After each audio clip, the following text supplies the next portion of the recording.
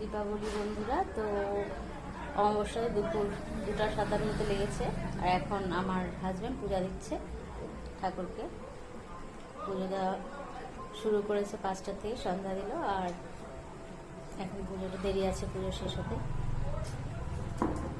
তো এখন বসে আছি, চা খাওয়া হয়ে গেছে, মায়ের ছানাও খাওয়া হয়ে গেছে। মায়ের সাথে বসে আছি, মেয়েও বেরোবে বন্ধুদের সাথে, এটা ওদেরই তো বেশি আনন্দ।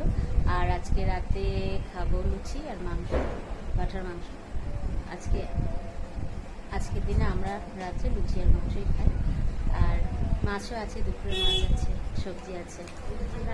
কালকে পূজা দেখতে বেরোবো, আজকে তো মণ্ডপে সারা রাত ধরে পুজো হবে। তো আমাদের এখানে কালী পুজো খুব ভালো হয়, খুব সুন্দর হয় পুজো।